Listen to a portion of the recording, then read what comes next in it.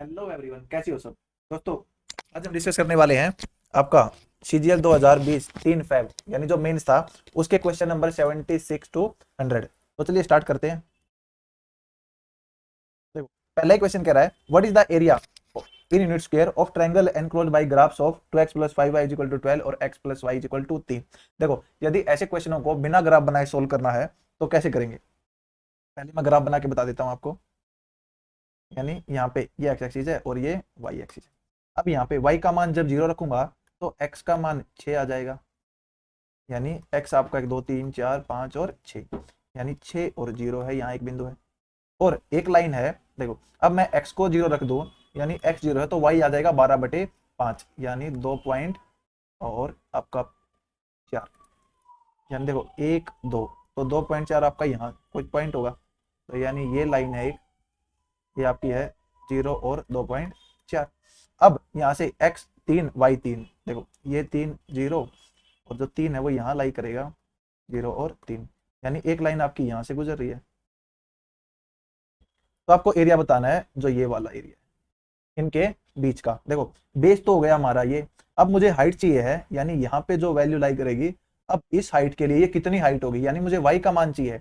भाई y आपका 4 है तो उतना ही तो है। तो यानी देखो, बेस मेरे पास आ गया भाई, यहाँ से यहाँ 3 है, यहाँ से यहाँ 6 है, तो 1/2 गुणा 6 - 3 3 गुणा। अब मुझे हाइट चाहिए, हाइट के लिए मुझे यहाँ y का मान निकालना है।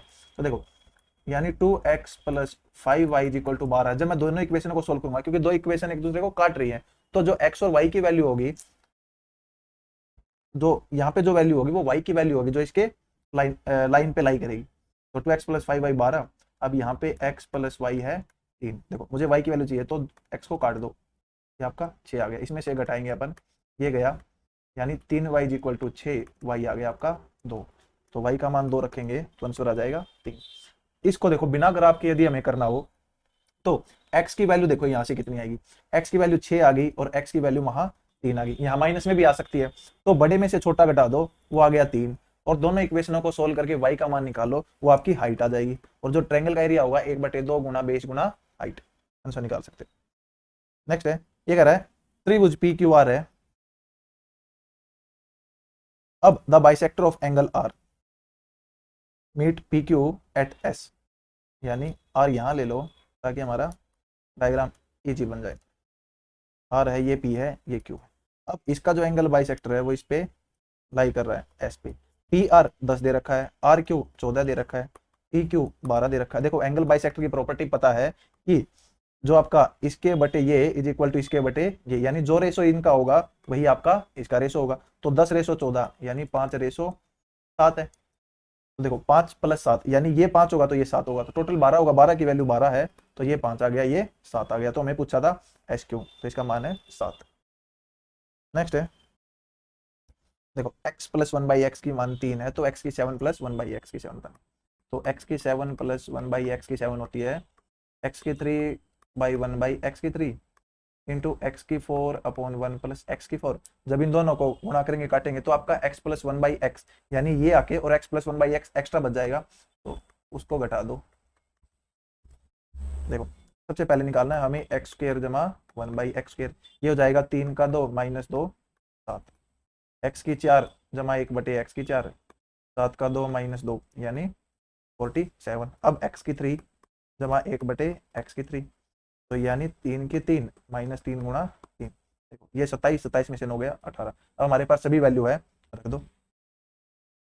यानी x की 3 जमा 1/x की 3, ये आपका 18 है और वो आपका 47 है, माइनस आपका 3 है। देखो, यदि मुझे चलना हो भाई 8 7 56, 6 आएगा और 6 में से 3 गया 3, एक ही आंसर है, या फिर आप गुणा कर लो। नेक्स्ट है, ये कह रहा है in equilateral triangle ABC D and E are points on side A B and A C. यानी एक इक्विलेटरल यानी समबाहु त्रिभुज है एबीसी, जिसमें डी और यानी ए कॉमन है। देखो, ए बी और ए सी में, तो ये ऊपर ले लो, ये ए बी सी है। अब इस पे ये बिंदु डी है और ये ई है। In equilateral triangle ABC D and E are point, यानी एक समबाहु त्रिभुज है जिसमें सभी भुजाएं बराबर होती हैं। अब डी और ई बिंदु ए बी और ए सी पर स्थित है, such that A D is equal to C E, यानी ये आपका इसके बराबर है। यानी ये कहना चाह रहा है भाई, ये मेरा मान लो 10 है, और ये मेरा 5 है, तो कहने का मतलब है ये भी 5 होगा, ये भी 5 होगा और ये भी 5 होगा। यानी देखो ये 5 था तो ये भी 5 है टोटल 10 में से, यानी बच गया वो 5 5 होंगे क्योंकि टोटल 10 है। कहने का मतलब है डी और ई हमारे मिड पॉइंट है। यानी मानने को यहाँ पे आप 10 भी मान सकते हो, कुछ भी मान सकते हो, लेकिन हमें ऐसा गिवन नहीं है। देखो ज्योमेट्री में हम कुछ भी मान सकते हैं, बस जो आपको दे रखा है उसे छेड़खानी नहीं करनी है आपको, मतलब वो चेंज नहीं होना चाहिए, बेसिक जो दे रखा है ये इसके बराबर है, इतनी प्रॉपर्टी दे रखी है मुझे।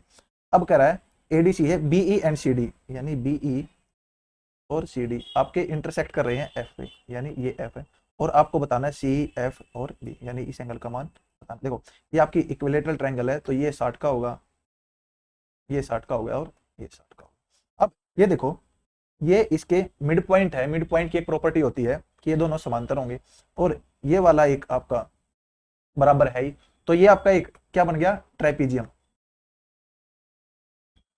ट्राइपीजियम यानी, और वो भी कौन से वाला, रेगुलर वाला।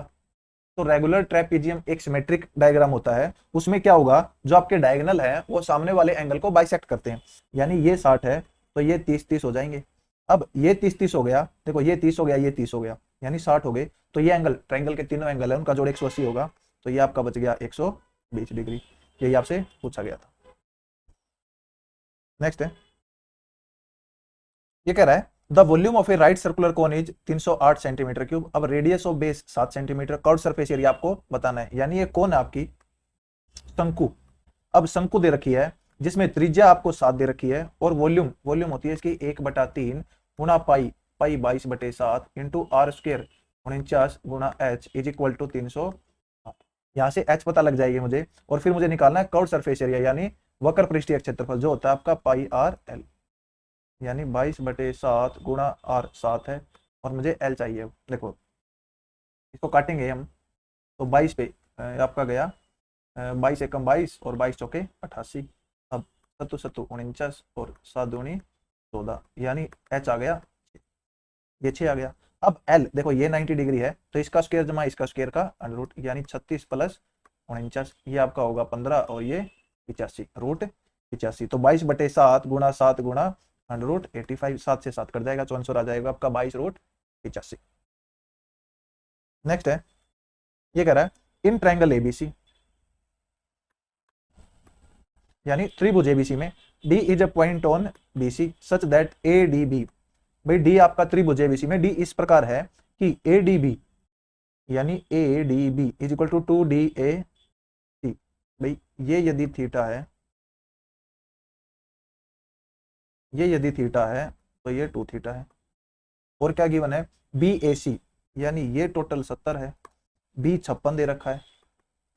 देखो ट्रायंगल की एक प्रॉपर्टी होती है ये वाली, यदि इस भुजा को आगे बढ़ाऊंगा तो ये यदि 2 थीटा है, ये थीटा है, तो ये भी थीटा हुआ, क्योंकि ये इसका जो जोड़ है वो जो सामने अपोजिट दो एंगल होंगे उनके जोड़ के बराबर होगा, तो ये भी थीटा है। यदि तीसरा एंगल मुझे पता लग जाए, देखो ये 70 है, ये 56 है, यानी ये 126 हो गया आपका, टोटल दोनों का जोड़ करेंगे। अब 180 तीनों का जोड़ है, दो 126 है, यानी यहाँ से थीटा आ गया 180 में से 126 घटा दो, तो यानी 30 50 और 4 54, ये 54 आ गया। अब मुझसे पूछा गया है एंगल ए डी सी, यानी ये वाला एंगल पूछा गया। देखो ये 54 है, ये 54 है, यानी 54 54 कितना हो गई 108। ट्रायंगल के दो एंगल 108 हैं, तो तीसरा कितना बच गया 180 माइनस 108, यानी 72 डिग्री, ये आपका आंसर। नेक्स्ट है, ये कह रहा है ratio of the investments of A and be in A business. देखो ए और बी ने बिजनेस में इन्वेस्टमेंट लगाया किस रेशो में, 7:5 में। अब उनका जो प्रॉफिट यानी लाभ हुआ है वो 2:5 में है। अब ए ने 6 महीने के लिए पैसा लगाया है, तो बताओ बी ने कितने महीने के लिए, मान लो के महीने के लिए लगाया है। तो आपका जो क्या फॉर्मूला होता है, investment into time is equal to profit, यानी जो इन्वेस्टमेंट इनटू टाइम की रेशो होती है उनके प्रॉफिट की रेशो होती है।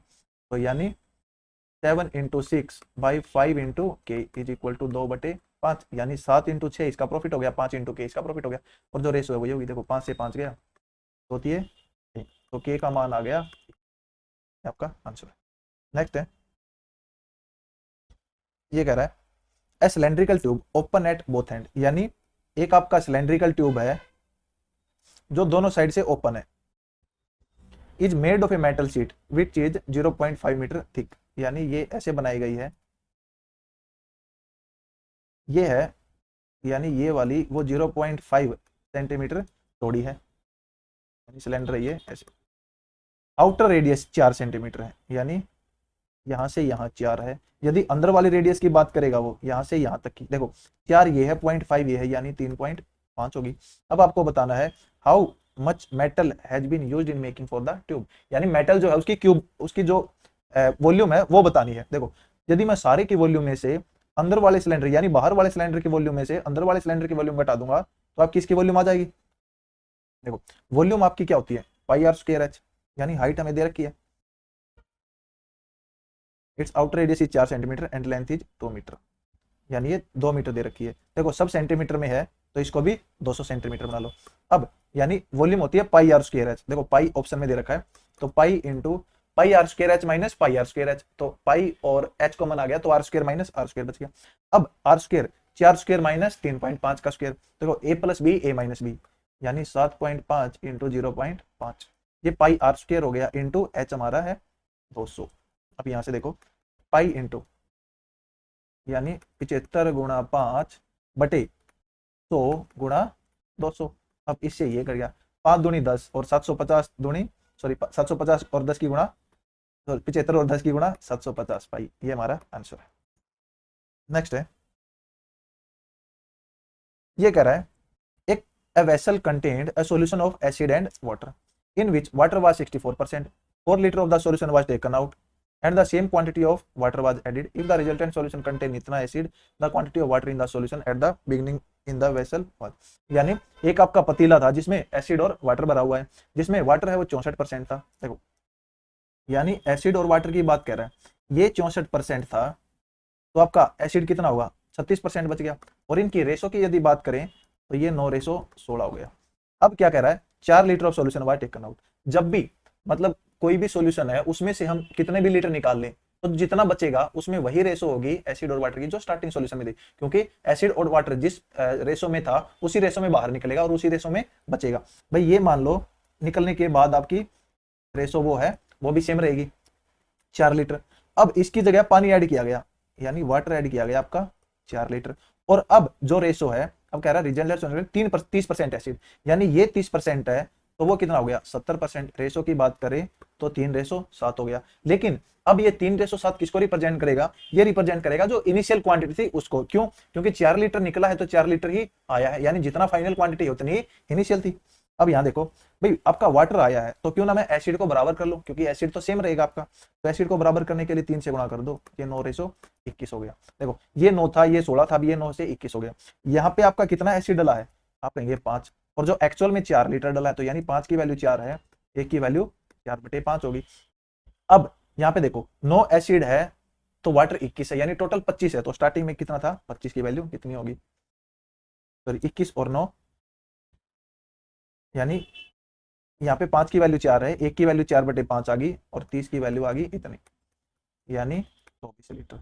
जो स्टार्टिंग में आपकी क्वांटिटी थी, यदि क्वेश्चन ये पूछता कि स्टार्टिंग में क्वांटिटी कितनी थी तो आप कहेंगे 24 लीटर थी। तो इस 24 लीटर में कह रहा है भाई बिगनिंग में वाटर कितना था, देखो जो रेशो स्टार्टिंग में थी वो हमें पता है वो 9:16 थी, तो ये आपका एसिड था ये वाटर था, यानी 24 बटे ये 24 है, इसमें से 16 का मान बताना है तो क्या होगा आपका, देखो 25 है, 25 की वैल्यू 24, एक की वैल्यू 24/25, क्योंकि 16 और 9 25 होते हैं। या फिर कैसे निकालते हैं हम 24 बटे जो निकालना है गुणा बटे टोटल उनका, गुणा हमें निकालना है 16। देखो इसकी गुणा करेंगे हम, 16 चौके 64, 4 16 दूनी 32 और 4 32, 364/25, इसको डिवाइड कर दो तो 25 एकम 25, 114, और नहीं गुणा हमने ठीक किया है, 16 चौके 64, गलत किया गुणा, देखो 16 चौके 64, 6 4 ले गए अपन, 16 दूनी 32 और 6 38, यानी 384/25, 25 एकम 25, अब ये बच गया 134, अब 25 पंजे 125, ये बच गया 90, 25 या 75, ये बच गया 15 और 150 होता है 25 का 150, ये आपका आंसर। नेक्स्ट है, देखो नेक्स्ट फिर एसएससी का फेवरेट क्वेश्चन है, ये कह रहा है एक्स की 4 जमा वाई की 4 जमा एक्स स्क्वायर वाई स्क्वायर इतना है, एक्स की 2 minus X Y plus Y square इतना है, यानी एक्स की 4 जमा वाई की 4 जमा एक्स स्क्वायर वाई स्क्वायर ये बराबर होता है एक्स स्क्वायर जमा वाई स्क्वायर जमा X Y into X square जमा Y square minus X Y. अब मुझे दे रखा है एक्स स्क्र जमा वाई स्क्र जमा एक्स वाई, वो है 500 का 20 और 1 21/4। अब ये मुझे दे रखा है और ये दे रखा है, तो मैं यहाँ से एक्स स्क्र जमा वाई स्क्र जमा एक्स वाई की वैल्यू निकाल सकता हूँ। कैसे? इससे डिवाइड कर दो। देखो 16 और 17 की गुणा, तो 17 17 होता है आपका, मतलब 16 16 होता है 256, और 256 में मैं 16 जोड़ दूंगा तो आपका आ जाएगा 6 6 12 72, यानी 273/16। ये आपका आ गया। अब इसको डिवाइड करना है 21/4 से, इंटू 4/21, तो 4 चौके 16, 21 पे काटेंगे, 21 एकम 21 और 21 दिया 63, यानी ये आ गया 13/4। अब देखो ये वैल्यू पूछ रहा है एक्स माइनस वाई की, यानी हमें बताना है एक्स माइनस वाई की वैल्यू। देखो यहाँ से डायरेक्ट हम निकाल सकते हैं एक्स माइनस वाई की वैल्यू, या स्क्वायर ही निकालना पड़ेगा।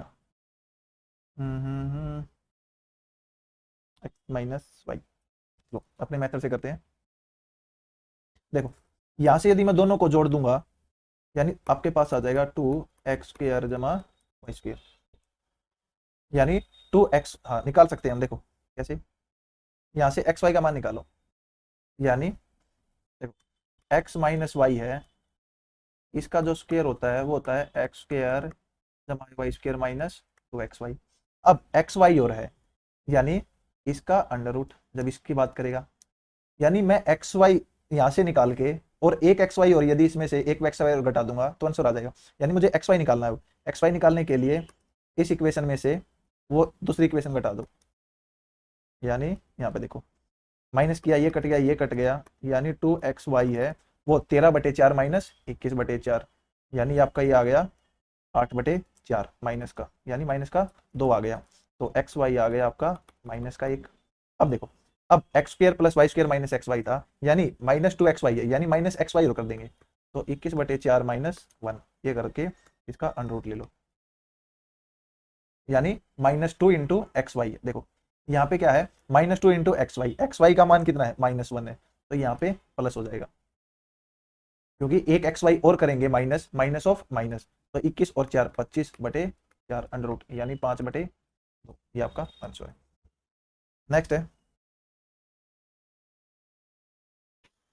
ये कह रहा है the base of a right pyramid is a square of side 8√2, यानी यहाँ पे एक स्क्वायर है आपका जिसकी साइड 8√2 है और पिरामिड है ये।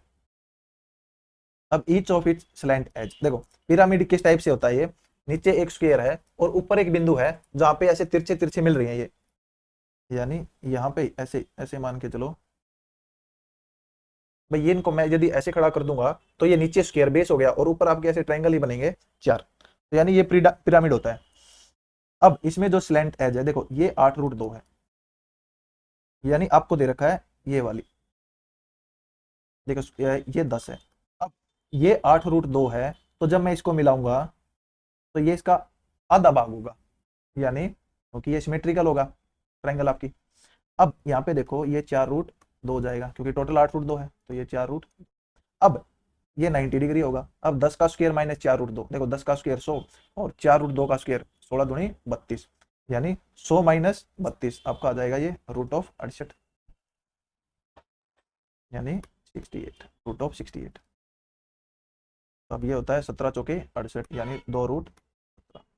अब ये देखो आपके पास ये आ गई दूरी, यानी देखो नीचे स्क्वायर बेस था, अब यहाँ पे कोई बिंदु था ऊपर और आपके पास ये दूरी आ गई, तो आपको अब ये हाइट चाहिए है, ये वाली हाइट।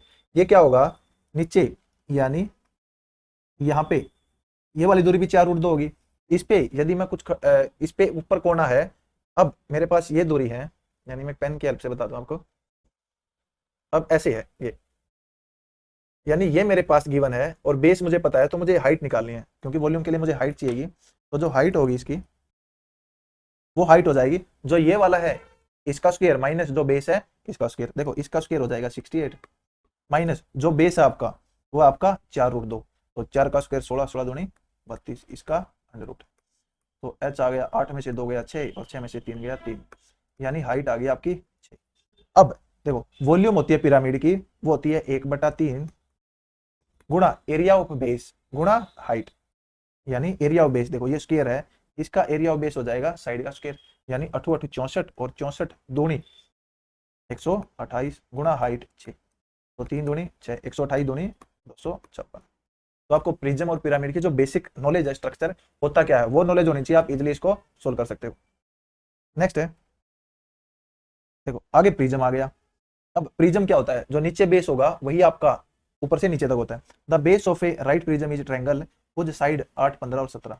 तो 8 15 और 17 होते हैं, यानी ये राइट एंगल ट्रायंगल है।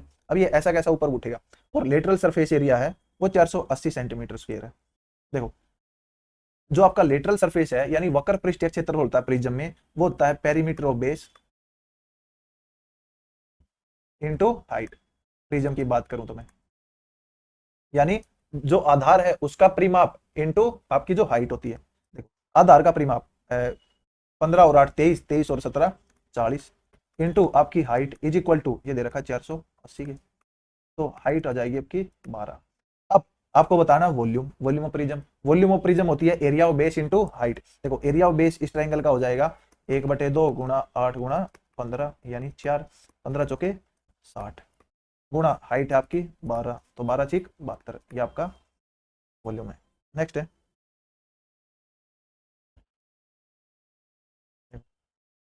ये कह रहा है X and Y travel at distance of 90 kilometre each such that speed of Y is greater than X, यानी वाई की स्पीड ग्रेटर देन है एक्स से, यानी y ग्रेटर देन है x से। अच्छा ऑप्शन ऐसे दे रखे हैं, y बड़ा दे रखा है, यानी ये x होगा तो ये y। और कह रहा है सम ऑफ देयर स्पीड, यानी x प्लस y है वो 100 है। देखो यदि आप ऑप्शन से पिक कर सकते हो, यानी ये जो रेशो आएंगी कट के, वो रेशो का मल्टीपल ही आपका ये 100 है। देखो 3 और 2 5, 3 और 1 4, 4 और 2 6, 4 1 5, यानी ये ऑप्शन आपका रिजेक्ट हो गया, ये नहीं हो सकता। अब यदि आप ऑप्शन से चलना चाहो, अब कह रहा है टोटल टाइम टेकन, यानी 90 किलोमीटर है, मान लो इसकी स्पीड x है और इसकी स्पीड y है, और जो टोटल टाइम इन्होंने लिया वो लिया 3 घंटे और 45 मिनट, यानी 3 + 45 बटे 60, ओके 60 4 12 और 3 15 बटे 4 घंटे। अब देखो ऑप्शन से यदि आप इसको तोड़ सकते हो, भाई 4 की वैल्यू आपकी 100 है, 1 की वैल्यू 25 हो जाएगी, और 3 की वैल्यू 75, यानी 25 और 75 है। देखो 25 और 75 इसमें रख के सोल्व कर लो, अदरवाइज नहीं करना है तो देखो एलसीएम आ गया आपका एक्स वाई, यहाँ पे आ गया 90x, यहाँ पे 90y, यानी 90 into X Y is equal to 15 बटे 4। अब देखो x प्लस वाई का मान 100 दे रखा है, यानी 90 गुणा 100 इज इक्वल टू 15 बटे 4 इंटू एक्स वाई चला गया। अब 15 चीके 90 और 6 चौका 2400 x। देखो अब दो संख्याएं सोचो जिनका सम 100 हो और आपका जो प्रोडक्ट है वो 2400 हो, तो 60 और 40 आ गया, क्योंकि y ज्यादा है तो y 60 हो गया और x 40 हो गया, तो आंसर हो जाएगा 40/60, यानी 2/3। या फिर आपको वैल्यू ही निकालनी है तो यहाँ से x प्लस वाई है, एक्स वाई है, x माइनस वाई का निकाल लो, वहां से फिर x और y निकाल लो। नेक्स्ट है, ये कह रहा है पाइप ए बी सी, यानी 3 पाइप हैं ए बी और सी, वो किसी टैंक को 20 30 और 60 घंटे में भर सकते हैं, यानी भरने वाले हैं तीनों। अब एलसीएम 60 आ गया, 30 2 1।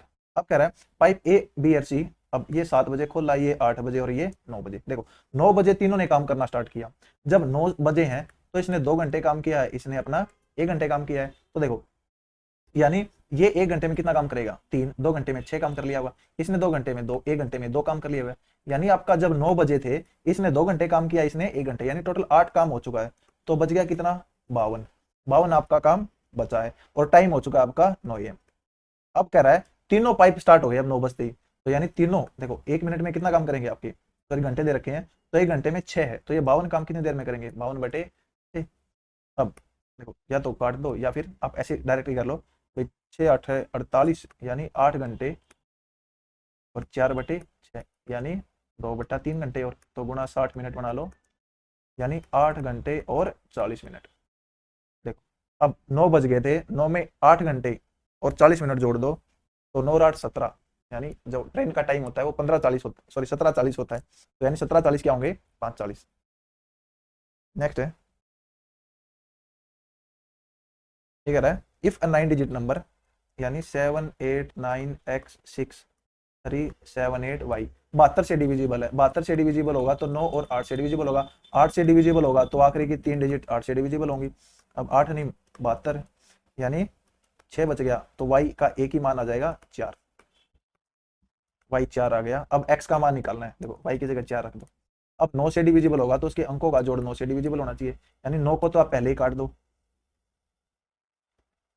7 8 y, देखो 9 को काट दिया। अब 6 3 9, ये काट दिया। अब देखो 8 7 15, 8 7 15, 15 15 30 और 4 34, यानी 34 प्लस x है। तो x का मान क्या होगा, ये 9 से डिविजिबल हो तो 9 चौका 36 होता है, यानी x का मान हो गया 2। और हमें प्रोडक्ट निकालना है x y का, तो 2 चौके 8, ये हमारा आंसर है। नेक्स्ट है, ये कह रहा है curve surface area of right circular कोन इतना है, यानी ये कोन है, रेडियस जिसमें 21 है, यानी ऐसा ऐसा आपने किया था पहले भी, ये रेडियस 21 है। तो कर्व सरफेस एरिया क्या होता है आपका, ये होता है आपका पाई आर एल, यानी 22/7 गुणा 21 गुणा एल, ये है 23+। अब देखो 7 ये 21, अब 3 पे काटेंगे इसको, 3 7 21, 3 7 21 0।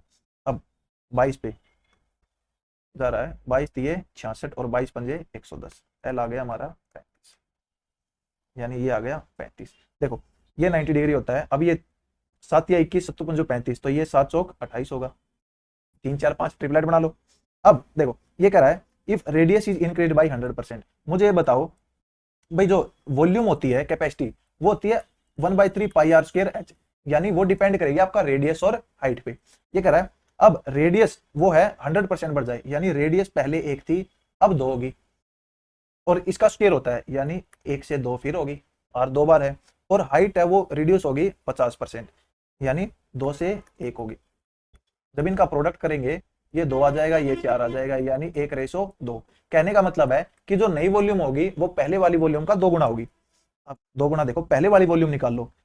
पहले वाली वॉल्यूम आपकी 1/3 पाई 22/7 इंटू आर स्क्वायर 21 इंटू 3 7 21 से 21 गया, यानी आपका बच गया 22 गुणा 21 गुणा 28। देखो 22 को लिख सकते हैं हम 2 गुणा 11, तो 11 गुणा 42 गुणा 28, क्योंकि 11 में गुणा करने में हमारे लिए इजी रहेगा। तो आपका ये आ गया, देखो 11 गुणा 28 दूनी 56, 5 और 28 चौके 112 और 5 117, यानी इनकी गुणा करो। अब देखो ये आ जाएगी 7 7 और 6 13 और 7 3 8 1 9, 1 और 1 2 1, यानी 12,937। ये आ गई हमारी पुरानी वॉल्यूम। लेकिन हमें नई वॉल्यूम निकालनी है, तो नई वॉल्यूम इसकी दोगुनी हो जाएगी, तो 2 गुना हो जाएगा आपका 7 दूनी 14 और 3 दूनी 6 और 1 7, 9 दूनी 18 और 12 दूनी 24 और 1 25, यानी 25,874।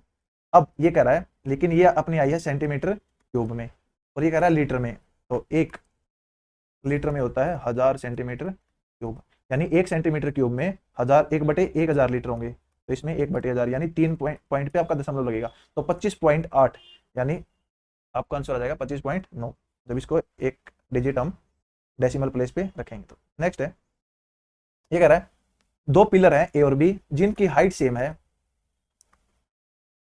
अपोजिट साइड है रोड के, यानी एक रोड है इनके बीच में, विच इज 40 मीटर वाइड, यानी 40 मीटर है।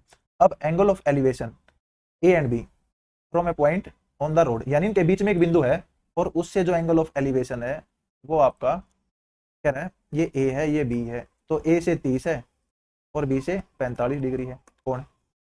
कह रहा है distance of the point from the foot of the pillar, यानी ये वाली आपको बतानी है। देखो इसने क्या दे रखा है कि इन दोनों की हाइट बराबर है। देखो 45 डिग्री है तो ये 1 है तो ये 1 होगा, अब 30 है तो ये 1 है तो ये √3 है, यानी ऑलरेडी ये बराबर है। कहने का मतलब है यहाँ से यहाँ √3 दूरी है, यहाँ से यहाँ 1 है, तो टोटल √3 + 1 है, इसकी वैल्यू 40 है, एक की वैल्यू क्या हो जाएगी √3 + 1, और हमें निकालनी है √3 की वैल्यू। देखो अब इसको रैशनलाइजेशन करेंगे हम, √3 इंटू √3 - 1 बाई √3 + 1 इंटू √3 - 1, तो 3 - 1 यहाँ बच जाएगा 2, 2 से काटेंगे ऊपर 20 और √3 को अंदर लेके जाएंगे 20 इंटू 3 माइनस √3, ये आपका आंसर है। नेक्स्ट है, ये कह रहा है a lady sold an article for 960, यानी had he sold it for 800, तो उसको लॉस होता जो 1/3 होता प्रॉफिट का, यानी यहाँ कॉस्ट प्राइस था, यहाँ पे इसने 960 पे बेचा है, यहाँ पे इसने बेचा है 800 पे। अब ये कह रही है कि 800 पे बेचा तो लॉस होता वो 1/3 होता प्रॉफिट के, यानी यहाँ प्रॉफिट 3 हो रहा था तो लॉस आपको 1 का हो रहा है, यानी यहाँ से बीच की दूरी 1 है तो यहाँ की 3 है, और टोटल यहाँ से यहाँ के बीच की दूरी कितनी है 108, यानी 4 की वैल्यू 160 है, 1 की वैल्यू आ गई 40। तो इसमें से 120 घटा दो या इसमें से 40 जोड़ दो, क्योंकि डिस्टेंस 1 है, तो इसका जो सीपी है वो 840 था। अब कह रहा है what was the profit percentage, यानी 840 से 960 यानी 120 बटे 840 गुना, तो 12 से 84, तो 100 बटे 7 ये आपका आंसर है, या 14 से ही 2 बटे 7। नेक्स्ट है, ये कह रहा है triangle ABC, A B B C A C given है और ओ सेंट्रोइड है, then length of B O. देखो जब भी आपको सेंट्रोइड का क्वेश्चन दे तो वो triangle examiner right angle triangle देगा ही देगा, या इक्विलेटरल ट्रायंगल देगा। अगर और डिफिकल्ट बनाएगा तो आइसोसेल्स दे सकता है। देखो जब इनका स्क्वायर करेंगे, यानी ट्रायंगल ए बी सी है, ए बी सी, ए बी 48 है, बी सी 55 है, ए सी 73 है। इसका स्क्वायर करके देखो, 48 का स्क्वायर प्लस 55 का स्क्वायर, देखो 8 का स्क्वायर 64, आखिरी में 4 आ गया, 5 का स्क्वायर 25, 5 आ गया, अब 3 का स्क्वायर 9, 5 और 4 9, बन गया ट्रिपलेट। तो देखो सेंट्रोइड आपका कहाँ लाई करेगा, देखो सेंट्रोइड लाई करेगा आपकी जो रेडियस होगी, यानी इसको एक मान के मैं सर्कल खींचूंगा, तो आपकी जो ये रेडियस होगी इस पे आपका लाई करेगा, और जो ये वाली वैल्यू है, ये वाली वैल्यू है और ये वाली वैल्यू बराबर होती है, यानी यहाँ पे लाई करेगा। और सेंट्रोइड आपको पता है 2:1 में तोड़ता है, यानी ये टोटल 73 है, तो इसका आधा वो होगा 73/2, यानी अब ये आ गई, ये मिड पॉइंट होता है, क्योंकि ये भी रेडियस है, ये भी रेडियस है और ये भी रेडियस है, डायमीटर होता है ये आपका एसी। अब इसका 2:1, यानी इसका 2/3, इसको ये काट दो 73/3, यानी 24 या 72.3, यानी 24.3 आपका आंसर होगा। नेक्स्ट है, देखो ये क्वेश्चन आपके लिए है, इसका आंसर कमेंट बॉक्स में बताना है। ये कह रहा है भाई ग्राफ स्टडी करना है, total number of neon lamp having life time of 800 और मोर आवर, यानी 800 और मोर यहां से स्टार्ट हो जाएगा, यानी 350, 300, 275, 325 और 100 को जोड़ो, is what percent more than total number of neon lamp having life time 400 और मोर बट लेस देन 800, 400 और मोर। अब इनको जोड़ो, यानी देखो इनको जोड़ेंगे, ये वाला इनको जोड़ेंगे, इससे कितने प्रतिशत ज्यादा है, तो जोड़ के और प्रतिशत निकालना है। इसका कमेंट बॉक्स में आंसर बताना है, मतलब आंसर तो आप बता दोगे 12.5 आएगा, लेकिन निकाल के देखना है। तो उसके लिए जो भी मतलब इसका आंसर बताएगा निकाल के टेलीग्राम ग्रुप में भेजेगा, उसके उसको एक गिफ्ट मिलेगा। नेक्स्ट है, ये कह रहा है in triangle P Q R, P Q is equal to P R and S is a point on Q R, यानी एक त्रिभुज है पी क्यू आर, एस एक बिंदु है क्यू आर पे, such that P S Q, यानी जो ये वाला एंगल है वो है 96 plus Q P S, Q P S यानी 96 प्लस क्यू पी एस, ये मान लो मैं थीटा मान लूँ, तो ये वाला हो गया 96 प्लस थीटा। और आपको गिवन है कि पी क्यू आपका पी आर है, जब मतलब ये ट्राइंगल है वो आइसोसेल्स दे रखी है या समद्विबाहु, तो ये वाला एंगल इसके बराबर होगा, ये मान लो अल्फा है तो ये भी अल्फा होगा। और क्या दे रखा है, क्यू पी आर 132 है, यानी जो ये वाला एंगल है ये 132 है। देखो जब ये ट्रायंगल की बात करूंगा पी क्यू आर की, एक एंगल 132 है, तो angle Q plus angle R, यानी जो दो एंगल बच गए, यानी 2 अल्फा, इसका मान क्या हो जाएगा 180 माइनस 132, यानी देखो 50 और 2 और घटा दो 48, यानी अल्फा है वो आ गया 24। अब देखो अब इस ट्रायंगल में तीनों जो एंगल होंगे उनका जो जोड़ होगा वो 180 होगा, यानी alpha plus theta plus 96 is equal to 180। यहाँ पे देखो 180, यहाँ पे क्या गिवन है हमें, हमारे अल्फा की वैल्यू पता है, यानी अल्फा की वैल्यू 24 है, तो 2 थीटा प्लस देखो 96 और 24, तो 24 चौके 96, 24 पंजे 120, यानी 120 इज इक्वल टू 180। 2 थीटा आ गया 120 में से 60 और थीटा आ गया हमारा 30। अब हमें पूछा है कि कौन सा पी एस आर, यानी पी एस आर ये वाला एंगल। अब देखो ये वाला इस ट्रायंगल की एक साइड को आगे बढ़ाया गया है, तो ये वाला एंगल का जोड़ अल्फा प्लस थीटा होगा, तो अल्फा हमारा 24 निकला है, थीटा हमारा 30 निकला है, तो दोनों को जोड़ेंगे 54 हमारा आंसर होगा। नेक्स्ट है, देखो ये भी बेहतरीन क्वेश्चन है, the sum of three fraction A B C, A B greater than C है, यानी ए जमा बी जमा सी इज इक्वल टू 121/60 है, सी इज डिवाइडेड बाई ए, यानी सी बाई बी है और 9/10 है, विच एक्सीड ए बाई 3/20, यानी जो 9/10 है वो ए से 3/20 ज्यादा है। अब आपको डिफरेंस बताना है बी और सी के बीच में। देखो अब ये 3/20 है, ये 9/10 है, यानी जब इसको मैं 20 बनाऊंगा तो 18/20 हो गया। तो 18/20 में से 3/20 गया 15/20, यानी 5/3/4, ए का मान 3/4 आ गया। अब यहाँ पे रखो, तीनों का जोड़ 121/60 है, इसमें से ए 3/4 है, तो बी प्लस सी का जोड़ कितना बच गया, 121/60 माइनस 3/4। देखो इसको 60 बनाने के लिए 15 से गुणा और डिवाइड कर दो, तो यानी नीचे भी 60 हो जाएगा और ऊपर आपका हो जाएगा 45, यानी बी प्लस सी है उसका जोड़ आपका आ गया 6 और 11 में से 4 गया बटे, अब इसको काट लो, किस पे कट रहा है, 4 पे, 19/15। अब ये देखो बी प्लस सी, यानी बी प्लस सी है, ये आपको यहाँ दे रखा है रेशो। अब इसको मैं मान लूँ 9K है, ये 10K है, तो हमें K का मान निकालना है, इनका डिफरेंस, क्योंकि 10K माइनस 9K, और इनका जो जोड़ है आपको यानी 19K है, वो आपको 19/15 गिवन है, क्योंकि दोनों को जोड़ेंगे तो K का मान आ जाएगा 19 से 19 कट के 1/15, और यही हमें निकालना था। नेक्स्ट है, ये कह रहा है a mixture contain chocolate and milk, chocolate और मिल्क की एक मिक्सचर में 4:3 रेशो है, ये ए है, और जो बी है उसमें चॉकलेट और मिल्क वो 5:2 में है। अब ए और बी टेकन टुगेदर और 5:6 में मिक्स कर दिए। देखो टोटल क्वांटिटी क्या है, 5 और 2 7 बराबर है। अब इनको 5:6 में मिलाना है, तो इसको 5 से गुणा कर दो, इसको 6 से गुणा कर दो, तो ये हो गया 20:15, और ये आपका हो गया 30:12। अब इनको जोड़ो, ये आपका 50 हो गया, और ये आपका हो गया 27। अब आपसे पूछा है the percentage of chocolate in the new mixture is close to, यानी ये आपका चॉकलेट है और ये आपका मिल्क है। देखो 50 है, किसमें से, 50 और 27, यानी 77 गुणा 100। अब आपसे अप्रोक्सीमेट पूछा है, तो इस 50 को 49 मान लो,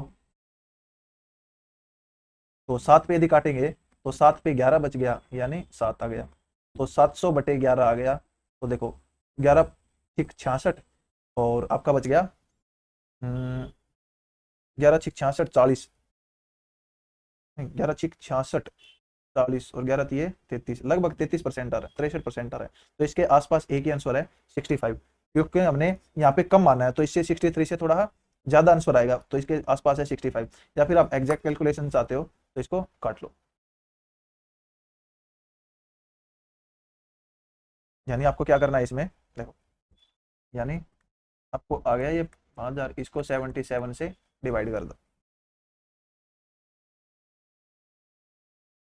नेक्स्ट है, ये कह रहा है 1 - 2 sin² θ cos² θ cot θ +1 cos θ upon sin की 4 θ जमा cos की 4 θ 1 + tan θ इंटू cosecant θ। अब आपको -1 इसका मान बताना है। देखो ऑप्शन पे चलो, ऑप्शन पे सबकी वैल्यू अलग अलग है, तो यानी थीटा का मान 45 रख देना, क्वेश्चन में आंसर आ जाएगा आपका, तो आप कर लोगे, ये आपके लिए है। जो बेसिक कॉन्सेप्ट रहेगा यानी जो मुश्किल वाला है वो मैं करवा देता हूँ। देख अब यहाँ पे देखो लिखा तो 1 - 2 sin² θ cos² θ, और नीचे sin की 4 जमा cos की 4 θ, यानी देखो sin² θ की square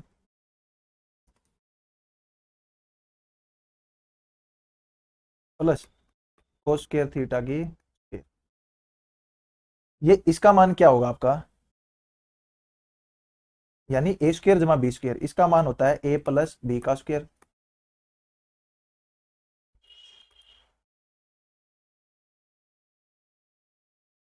minus 2ab into cos² θ। अब इसका मान 1 होगा, यानी 1 - 2 sin² θ cos² θ। इसको लिख सकते हैं हम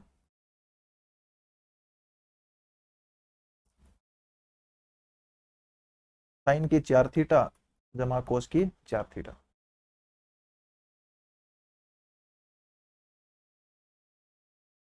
देखो अब इसका मान इसके बराबर लिख सकते हैं, यानी यहां से ये तो आपका कट जाएगा।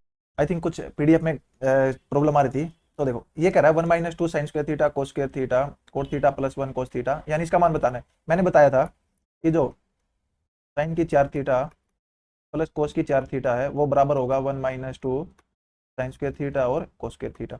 यानी थीटा की वैल्यू 45 रख देना, आंसर आ जाएगा। जो बेसिक है वो मैं बता रहा हूँ। देखो इसके बराबर होगा तो ये इससे कट जाएगा। अब कोट थीटा होता है कोस बटे साइन, यानी कोस थीटा बटे साइन प्लस 1, तो cos theta plus sine theta upon sine theta आ गया, इंटू कोस थीटा माइनस 1 है अपॉन 1 प्लस टेन थीटा, तो 1 plus sine theta by cos theta, तो यानी sine theta plus cos theta by cos theta into cosecant theta. अब देखो इससे ये गया, अब आपका ऊपर गया कोस, यानी ऊपर आपका बच गया, ये हो गया cos theta by sine theta into cos theta by cosecant theta minus 1। अब साइन और कोसिकेंट कट गई, यानी कोस स्क्वायर थीटा माइनस 1, अब माइनस कॉमन ले लूंगा तो आपका 1 माइनस कोस स्क्वायर थीटा हो गया, और 1 माइनस कोस स्क्वायर थीटा होता है साइन स्क्वायर थीटा, यानी minus of sine square theta. ये आपका आंसर है। नेक्स्ट है, यानी लास्ट क्वेश्चन है, ये कह रहा है the average of 25 number is 64, यानी 25 संख्याओं का औसत 64 है। फर्स्ट 13 पहली 13 का एवरेज, और जो लास्ट 13 का एवरेज है वो ये है। 12वीं संख्या ये है, और 12वीं और 13वीं को एक्सक्लूड कर दूं तो एवरेज बची हुई संख्या का क्या होगा। देखो बेसिक वही है, 25 की 64 से गुणा करो, 13 की से गुणा करो, 13 की से गुणा करो, फिर 13वीं संख्या मिल जाएगी क्योंकि वो उसमें भी है उसमें भी है। अब सबके जोड़ में से 12वीं और 13वीं घटा दो, और जितनी संख्याएं बचेगी 23 बची उनसे डिवाइड कर दो। और जो हमारी शॉर्ट ट्रिक है वो ये है कि जो 25 का एवरेज है वो 64 है, अब 13 का एवरेज 62.8 है, अगली 13 का एवरेज 72.2 है। अब देखो ये 13 है, ये बराबर है। यदि मैं पूछूं आपसे कि जो ये 26 संख्याएं होंगी इनका एवरेज क्या होगा, जब संख्याएं बराबर हों तो जो एवरेज होता है वो दोनों को जोड़ के 2 से डिवाइड कर दो, तो यानी 8 और 2 10, 2 और 2 4, और आपका 5 और 6 7 13, यानी 135। 135 आपका किसका इसका आधा होता है 67.5, यानी इन दोनों का बीच आपका एवरेज होगा। देखो अब 26 का एवरेज आ गया 67.5, कहने का मतलब है जो 26वीं संख्या है वो क्या होगी, देखो वो होगी 64 प्लस आपका एक एक मान लो कि एक संख्या एक नई ऐड होगी आपकी, उस नई ऐड होने से आपका क्या हुआ है कि जो एवरेज है वो 3.5 बढ़ गया, यानी एक नई संख्या है उसका एवरेज, उसके आने से एवरेज 3.5 बढ़ गया, किसका 26 लोगों का, यानी जितने भी होते हैं तो 26 से गुणा करो, 26 पंजा 130, 13 और 26 दिए 78, 78 और 13 91, यानी वो संख्या हमारी 155। ये हमारी है 13वीं संख्या। अब 13वीं संख्या पता लग गई मुझे, अब कह रहा है कि ये और 12वीं संख्या 61 दे रखी है, यानी इसमें 61 और जोड़ दो, 5 और 1 6, 6 और 5 11 और 1 और 1 2, यानी 216 आ गया। अब जो 25 का एवरेज 64 था, इसमें से कह रहा है ये दो संख्या हटा दो, तो संख्या बच जाएंगे आपकी 23। देखो नेक्स्ट इंपैक्ट क्या पड़ेगा, देखो 64 64 यानी एवरेज 64 था, तो कहने का मतलब है कि जो दो संख्या है वो एटलीस्ट 64 64 की होंगी, तो 64 दूनी 128, यानी 128 का यदि वजन मतलब वेट लेके या एवरेज लेके वो जाते दोनों कोई फर्क नहीं पड़ता। अब आपका ज्यादा लेके जा रहे हैं तो एवरेज घटेगा, यानी कितना ज्यादा लेके जा रहे हैं, तो 16 में से 8 गया 8, और आपका 20 में से 12 गया 8, यानी 88 ज्यादा लेके जा रहे हैं। तो ये 88 का इंपैक्ट क्या होगा, जो आपका नया एवरेज होगा वो आपका हो जाएगा 64 माइनस ये जो 88 की ज्यादा लेके जा रही है, ये जितने बंदे होंगे सब में बटेगा बटे 23, तो यानी ये आ गया 64। इसमें से देखो रफली आइडिया लो, 23 दिया 69, यानी 3 और 69 घटाएंगे अपन तो आपका बचेगा कितना बच गया, यानी आप इसको 70 18 19, और यानी 23 या 69, और आपका बच गया ये पॉइंट लग गया, और 19 190, 23 सिक्का 23 8 8 24, और 8 दूनी 16 और 2 18, हाँ तो यानी 3.8 पे लगभग गई। तो 64 में से मैं 3.8 घटाऊंगा तो कितना बचेगा आपका, ये बचेगा 60.2 के आसपास, तो ये आपका आंसर है। तो दोस्तों इसी के साथ आपका मतलब ये CGL 2020 मीन्स आखिर खत्म ही हो गया है। मैं भी काफी दिनों से मतलब एक्चुअली क्या था, वेट कर रहा था ये कब खत्म हो, तो टाइम नहीं लग पा रहा था। तो मिलते हैं अगली क्लास में।